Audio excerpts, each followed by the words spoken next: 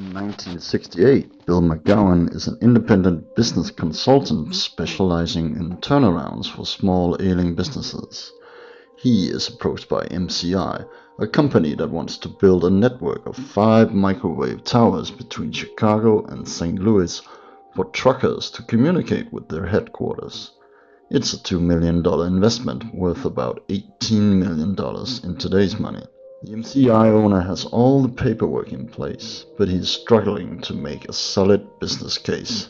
McGowan looks at the case and quickly deduces that MCI is in the wrong market. It would take more than a decade to earn back the initial investment when servicing only truckers. The market is too tiny, so McGowan looks at another market. The market for long-distance phone calls from regular customers in Chicago and St. Louis. McGowan can't believe it.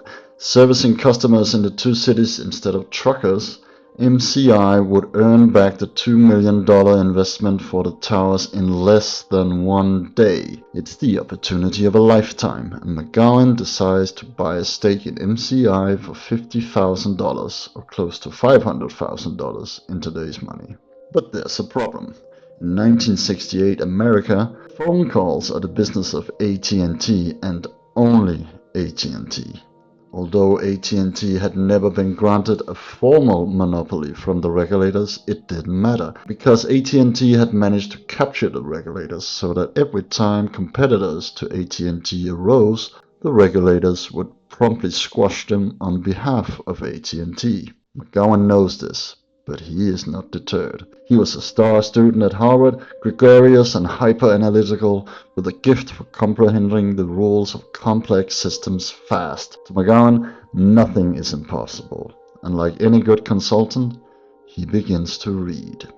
He finds that AT&T's cost of running its telephone network has skyrocketed, since AT&T could simply transfer those costs to the customers with the regulators' blessings. The regulators believed they always knew best, and AT&T relied on the regulators' self-delusion and ignorance to get their way. Whenever AT&T was faced with competition, they would simply argue that they were a natural monopoly, meaning competition would be detrimental to customers.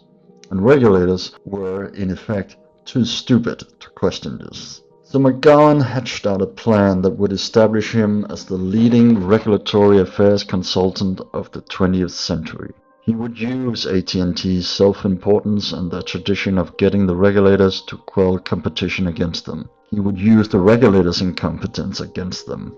He would bring AT&T to its knees.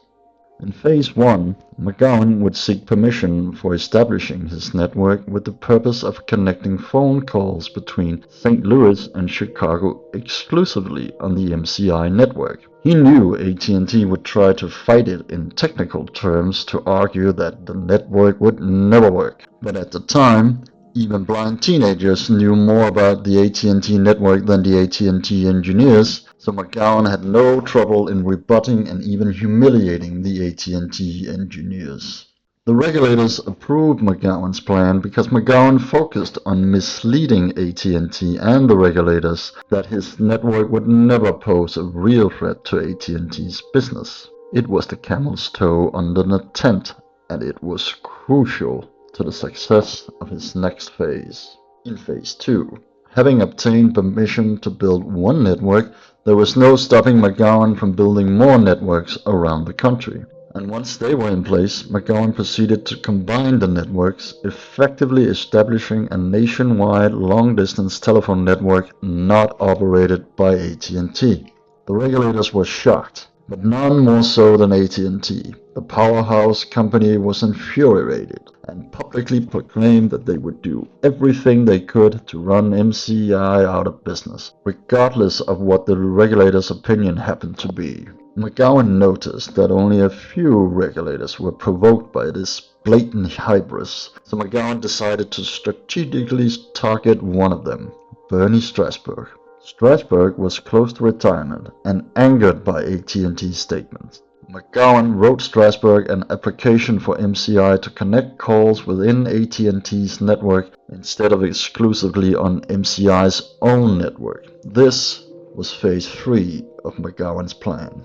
Strasbourg, still angry at AT&T, presented the application as a routine case to the regulatory board and advocated permission, as the board had far more important matters to attend to.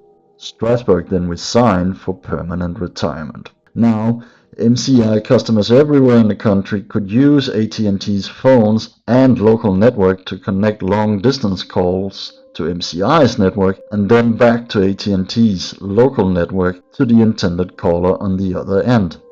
And like that, McGowan had completely broken the AT&T monopoly. McGowan knew that it would only be a matter of time before AT&T and the regulators realized what he had done. In fact, he was banking on it.